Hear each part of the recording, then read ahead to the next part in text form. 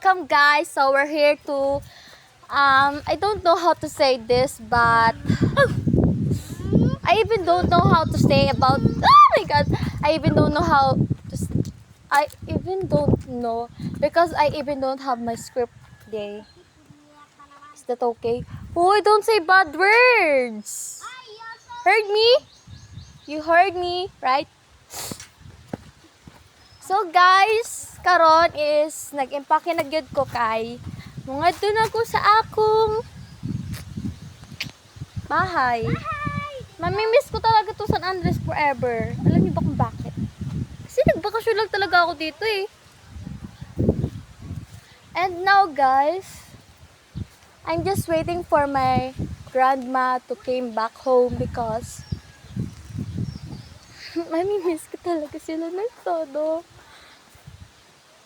Guys, alam nyo ba, napakasaya na experience ko dito sa San Andres. Kasi, naliligo kami ng pulo. Alam nyo, search nyo Abilihaban. Abilihaban ba yan? Abilihaban Island.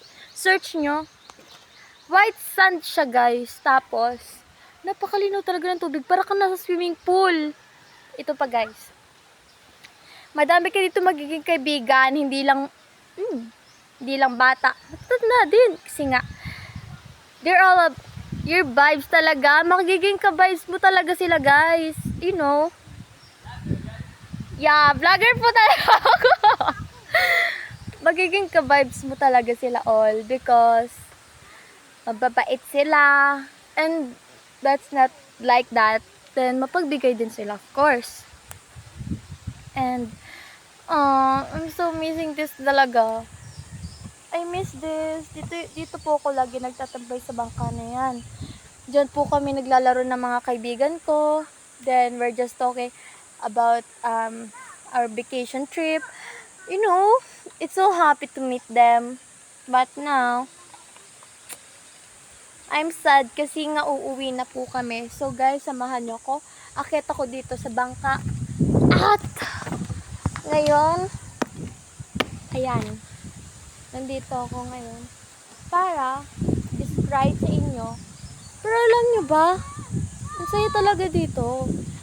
No gadgets, no TV, or anything else, no internet and no signal. But else, sobrang happy ko talaga. Kasi nga, sobrang happy ko. Ewan ko kung bakit, pero sobrang happy ko talaga guys. Yun na yung puro ko nasa bibig ko. Uy, Isha, you're so loud. Ayan, guys. Ayun yung dagat. And there have a lot of tree there. And a lot of bangka. Oh my God. Ayan. If you thought I'm OA, of course not. I'm just, you know, my voice. But guys, I will miss this. And I just want to say, if mapanood to ng mga bata and mga kaibigan ko, I want to say na napakasaya ko dahil nakasama ko kayo and naging part kayo ng life ko in this vacation. May stress na naman kasi ako sa school. Puro essay. And homeworks, activities, and a lot. Even though, kakayanin ko naman kasi naging happy naman ako sa vacation ko. And also, nag-enjoy naman ako. Kaya okay na din.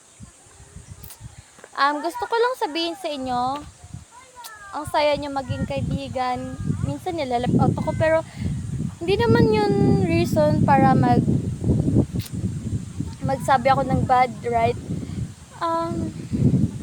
Masaya pa din ako. Even though nilalap out nila ako. Alam nyo ba guys? Sarap ng pagkain dito. Puro isda. Kasi sa bahay, puro lang gulay, karne. You know, parang minsan ka lang makakakain ng... Kasi mas bet ko talaga yung... Dito talaga. Kasi nga... Basta.